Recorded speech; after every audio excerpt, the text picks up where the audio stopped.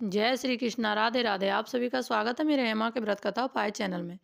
दर्शकों, आज की इस वीडियो में हम आपको सठ तिला एकादशी की व्रत कथा सुनाने वाले हैं। माघ कृष्ण एकादशी व्रत यानी कि माघ के महीने में जो सठ तिला एकादशी है उसकी व्रत कथा सुनाने वाले हैं। चैनल को सब्सक्राइब करें, साइड में ऑल को प्रेस करें मेरी इसी तरह की उपाय और कथा की वीडियो प्राप्त करने के लिए। एक समय दालम्य ऋषि ने पुलत्स्य ऋषि से पूछा कि हे महाराज, पृथ्वी लोक में मनुष्य ब्रह्मा आदि महान पाप करते हैं, पराये धन की चोरी तथा दूसरों की उन्नति देखकर ईर्ष्या करते हैं, जलते हैं, साथ ही अनेक प्रकार के व्यवसायों में फंसे रहते हैं, फिर भी उनको नरक प्राप्त नहीं होता। इसका क्या कारण है? वो न जाने कौन सा दान पुण्य करते हैं जिससे उनके पाप नष्ट हो जाते हैं। यह सब कृपा पूर्वक आप कहिए।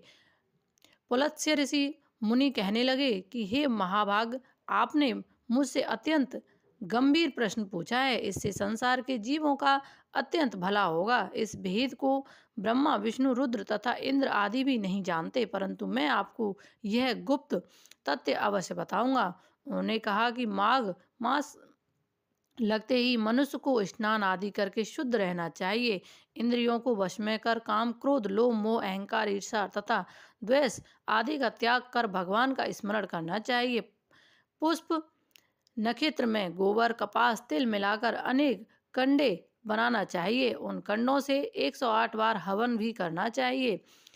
उस दिन मूल नक्षत्र और एकादशी तिथि हो। अच्छे पुण्य देने वाले नियमों का ग्रहण करें। स्नान आदि नित्य क्रिया से निवृत्त होकर सब देवताओं के देव श्री भगवान का पूजन करें और एकादशी व्रत धारण करें।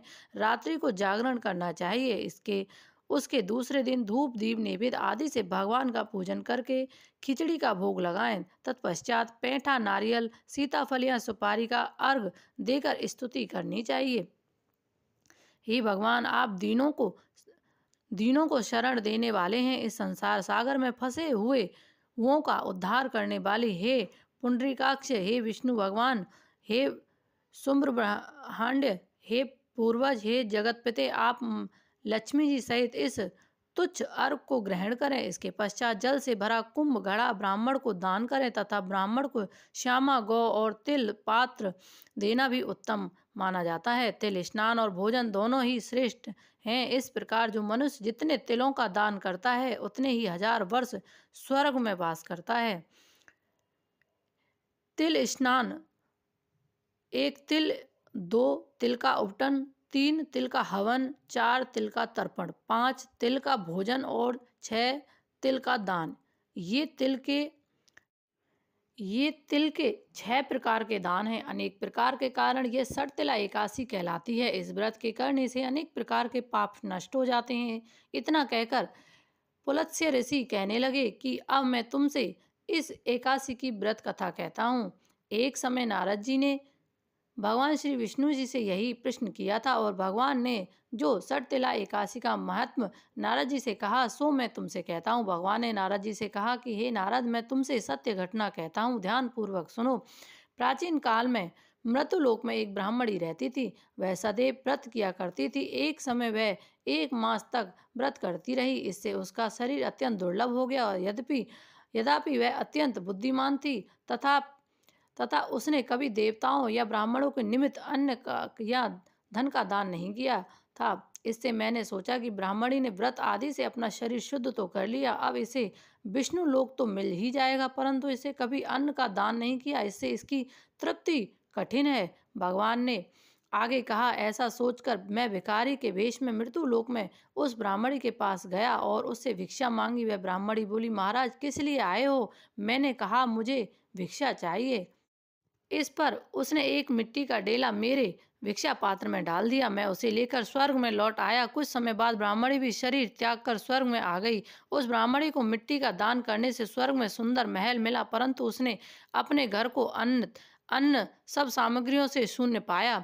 घबराकर वह मेरे पास आई और कहने लगी कि हे भगवान, मैंने अनेक व्रत आदि से आपकी पूजा की, परंतु फिर भी मेरा घर अन्न सब वस्तुओं से शून्य क्यों है? इसका क्या कारण है? इस पर मैंने कहा, पहले तुम अपने घर जाओ, देव स्त्रियों आएंगी तुम्हें देखने के लिए। पहले उनसे सठ तिला एकादशी का पुण्य और विधि सुन लो, तब द्वार खोलना। ऐसे वचन सुनकर वह अपने घर गई। जब देव स्त्रियां आईं और द्वार खोलने को कहा तो ब्राह्मणी बोली, आप मुझे देखने आई हैं तो सटतिला एकादशी का महत्व मुझसे कहो। उनमें से एक देव स्त्री कहने लगी कि मैं कहती हूँ। जब ब्राह्मणी ने सटतिला एकादशी का महत्व सुना तब द्वार खोल दिया। देवांगनाओं ने उसको देखा कि ना तो वह गंधर्वी है और ना असुरी है, वरन पहले जैसी मानुषी है। उस ब्राह्मणी ने अनेक कथा अनुसार सटतिला एकादशी का व्रत किया। इसके प्रभाव से वह सुंदर और रूपवती हो गई तथा उसका घर आनंद समस्त सामग्रियों से युक्त हो गया। अंत में मनुष्य को मूर्खता त्याग कर सटतिला एकादशी का व्रत और लोभ न करके तिल आदि का दान करना चाहिए। इससे दुर्भाग्य, दरिद्रता तथा अनेक प्रकार के कष्ट दूर होकर मोक्ष की प्राप्ति होती है। तो ये सटतिला एकादशी की व्रत कथा है। तो इस व्रत में तिल का दान 6 प्रकार से किया जाता है। आपको दान अवश्य करना चाहिए तिल का। और दूसरे दिन, द्वादशी वाले दिन, यानी कि आपको अपना जब व्रत खोलते हैं तो उससे पहले भी मंदिर में दान देना चाहिए। किसी भी चीज़ का दान दे सकते हैं, उसके बाद ही अपना व्रत तोड़ें। जय श्री कृष्ण कमेंट बॉक्स में अवश्य ही लिखें। आप सभी को राधे राधे।